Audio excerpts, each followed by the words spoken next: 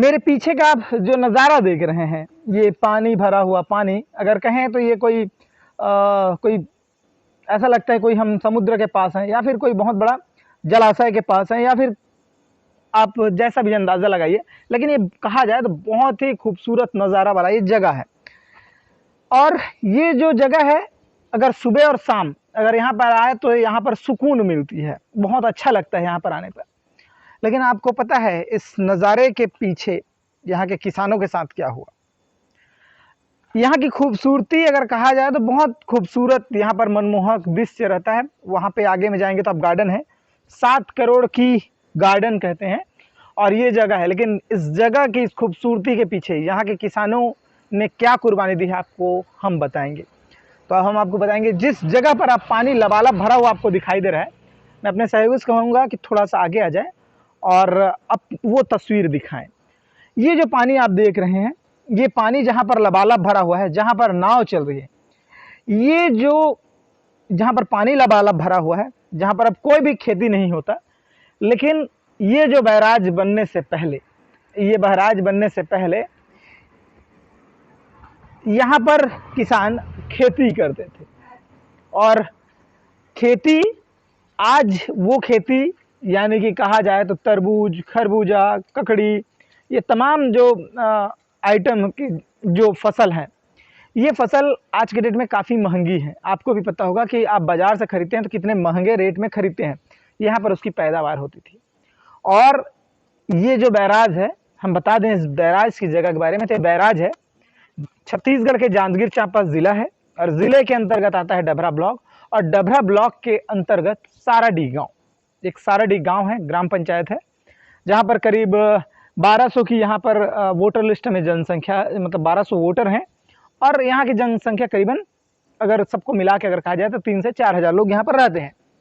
लेकिन यहाँ के जो गरीब हैं किसान, यहाँ पर इस जहाँ पर पानी भरा हुआ, इसमें गांव के हर परिवार को यहाँ पर एक निर्धारित जमीन मिलता था। गांव के लोग आपसी में बंटवारा कर लेते थे, और बरसात के दिनों में यहाँ पर तो कुछ नहीं, लेकिन गर्मी के दिनों में यहाँ पर फसल होता था। और फसल तरबूज, ककड़ी, खरबूज, मूंगफली, सोयाबीन, ऐसी तमाम बहुत सारी चीज़ें हैं यहाँ पर, सूरजमुखी, और बहुत सारे दाल वगैरह आइटम, बहुत सारी चीज़ें यहाँ पर लोग लगाते थे। लेकिन अब वो इस बैराज बनने के बाद बंद हो गया। देखिए इसमें पानी किस तरीके से यहाँ पर भरा हुआ है, और ये बैराज बन गया। हम आपको एक और बात बताएंगे, ये बात भी आपको जानना जरूरी है। लोग कहते हैं कि बैराज बनने पर किसानों को मुआवजा मिला, लेकिन मुआवजा कितना मिला? उतना ही मिला जितने की उनकी ज़मीन गई। ज़मीन में भी कहते हैं कि यहाँ के ग्रामीण जो सर्वे है वो बहुत गलत तरीके से जो सर्वे हुआ। सरकार किसान हित ऐसी है तो कहती है, लेकिन यहाँ के किसानों की समस्या अब तक सुनी नहीं गई। चंद्रपुर के विधायक राम कुमार यादव के लगातार प्रयास से यहाँ के किसानों को मुआवजा तो मिला, लेकिन पर्याप्त मुआवजा अभी भी नहीं मिला है। लोगों को अभी भी पर्याप्त मुआवजा नहीं मिला है। हालांकि विधायक जी की पहल से किसानों को कुछ हद तक तो राहत मिली, लेकिन अभी तक पूरी राहत नहीं मिली। क्योंकि सोचिए, इस पर वो फसल लगाते थे और इससे एक अच्छी खासी उनकी आमदनी होती थी, जो कि अब बैराज बनने के कारण, क्योंकि पानी भर चुका है, तो स्वाभाविक सी बात है, यहाँ पर पानी भरा हुआ है तो यहाँ पर तो कोई फसल नहीं लगा पाएंगे। और आप सोच रहे होंगे कि गांव का विकास हुआ होगा, तो सोचिए इस पानी का गांव वाले को क्या फायदा? इस पानी का गांव वाले को क्या फायदा? यहाँ के पानी ना तो ग्रामीण पीने के लिए उपयोग करते हैं, हाँ नहाने वगैरह के लिए जो रूटीन यूज करने के लिए होता है वो करते हैं, वो तो गांव के लोग तालाब में भी, नाले में भी करते हैं। लेकिन यहाँ के पानी का ना तो किसान को फसल के लिए कोई मतलब का है, ना ही यहाँ पर कोई वाटर फिल्टर लगा हुआ है जो गाँव में पानी सप्लाई। हाँ, यहाँ की पानी सप्लाई नगर जो पालिका है, नगरीय निकाय एरिया जो है, वहाँ के लिए सप्लाई अगर अपोजिट साइड किया जाए तो एक तरफ सारंगढ़ सप्लाई होगा, दूसरी तरफ का है वो डभरा सप्लाई होगा। लेकिन यहाँ के गांव के लोगों के लिए यहाँ पर पानी पीने के लिए यहाँ पर वाटर फिल्टर प्लांट वगैरह नहीं लगा है। पानी, अब सोचेंगे कि ये पानी का उपयोग क्या करते हैं, बैराज तो बना दिए, तो ये पानी का उपयोग किसानों के लिए नहीं, बल्कि औद्योगिक घराने के लिए है। यहाँ की पानी औद्योगिक घरानों को जा रहा है, लेकिन किसानों को कोई फायदा नहीं। मुआवजा मिला है किसानों को, लेकिन मुआवजा आखिर मिला है तो कितना मिला है? वो भी ना के बराबर। किसानों के साथ एक बहुत बड़ा धोखा हुआ है। यहाँ के किसानों के साथ पर्याप्त मात्रा में किसानों को अभी तक इनको मुआवजा मिला है, ना ही यहाँ के किसानों की कोई ढंग की सूद ली गई है। किसान अब भी मुआवजे के इंतजार में है। कई कानूनी पेचीदे फंसे हुए हैं, तो कई जगह पर सही ढंग से सर्वे नहीं हुआ है।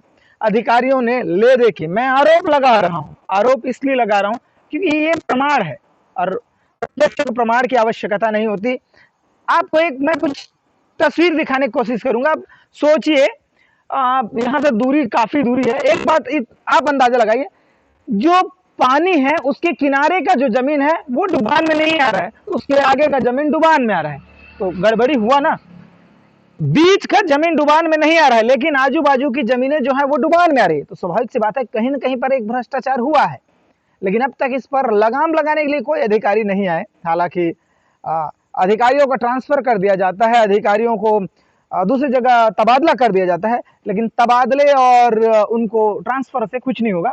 लेकिन अब तक किसानों के ढंग से यहाँ पर सर्वे नहीं हुई। अब सोचिए, किसान जो गर्मी के दिनों में एक अच्छी खासी आमदनी कर लेते थे, आप अंदाजा लगाइए, एक किसान यहाँ पर तरबूज, खरबूजे, ककड़ी, ऐसी हर एक वैरायटी की, टमाटर, प्याज, यहाँ पर उसकी वो फसल लगाते थे। अब सोचिए वो पूरा बंद हो चुका है।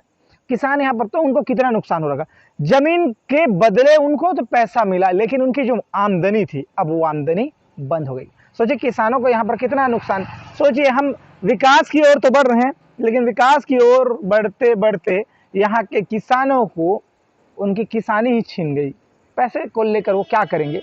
हालांकि सरकार को किसानों के लिए कुछ पहल करनी चाहिए, मुआवजे से साहब कुछ काम नहीं चलता। रोजगार की बात की जाए तो गांव के ग्रामीणों को कोई रोजगार नहीं मिला। यहाँ पर प्लांट है, करीबन 3 प्लांट है, वो 3 प्लांट को यहाँ से पानी सप्लाई होता है। उस प्लांट में गांव के लोगों को कोई नौकरी नहीं, बाहरी लोग भली नौकरी करेंगे। यहाँ तक की बात की जाए, इस बैराज में भी यहाँ के लोकल काम नहीं कर रहे हैं, बल्कि आजू बाजू के लोग काम कर रहे हैं, बाहर के लोग काम कर रहे हैं, तो लोकल को यहाँ पर भी कोई प्राथमिकता नहीं मिली।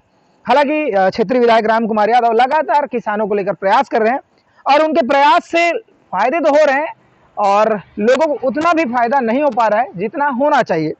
तो उनका प्रयास है कि किसानों के लिए, वो उनसे हमारी बात भी होती है तो वो कहते हैं कि वो हमेशा किसानों के साथ में है और क्षेत्र ग्रामीणों के साथ में है।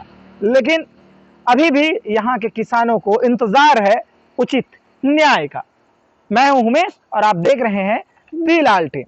नमस्कार।